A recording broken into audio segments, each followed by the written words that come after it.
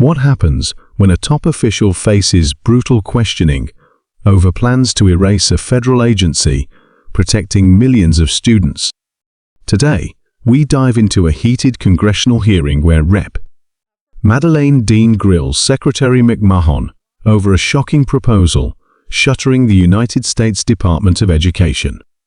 Before we get into it, make sure to hit that subscribe button and turn on the bell so you never miss deep dives like this one. I want to start with the role of the Department of Education. I come at this as a mother, as a grandmother, a former teacher myself, a former state legislator with two grandmothers who were public school teachers.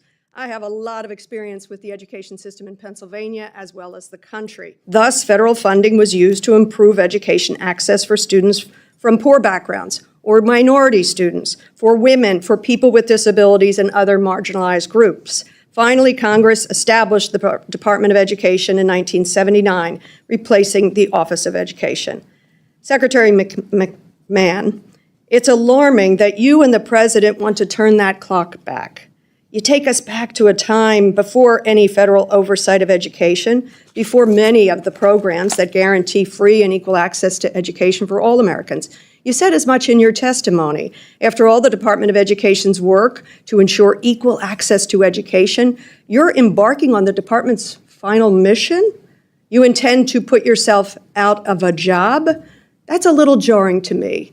If you were a pediatric oncologist, I'd welcome that. Let's get you out of a job through cures, through healing, through ending of pediatric cancer. But ending a department that is supposed to oversee the education of our very youngest, to guide their future?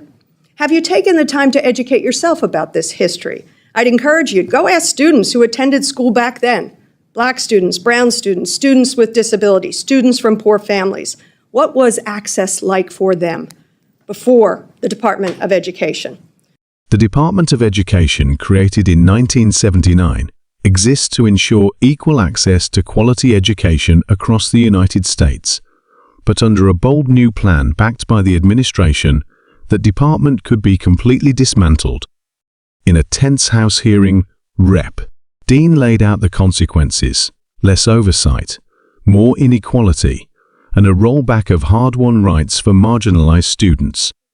Black and brown students, children with disabilities, and poor families finally got protections, she says, are now at risk of being erased. Why would you want to turn the clock back on that? She asked with clear frustration. Her warning?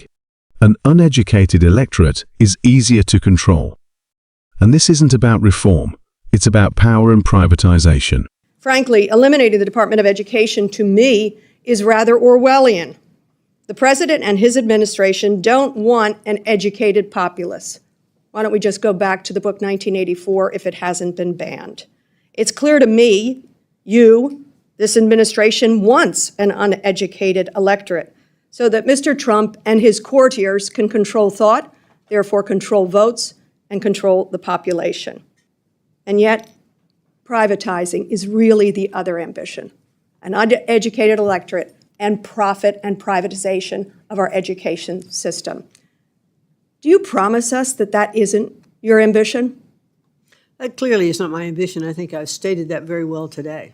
Then why in God's name do you want to shutter it? Why don't you want to protect kids with disabilities? Why don't you want to protect kids who have been every decade denied equal access simply because of how much their parents make, the zip code they live in, the color of their skin?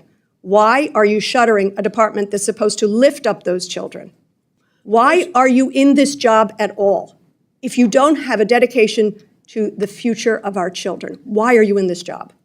I, too, am a mother and a grandmother, and I want the best for my family going forward. Vouchers. For my grandchildren, for my great-grandchildren, and I hope to leave a legacy that we have established best practices for education that all the states can use. That would be a great legacy to be able to leave, to be able to show states these are some of the things that they can do.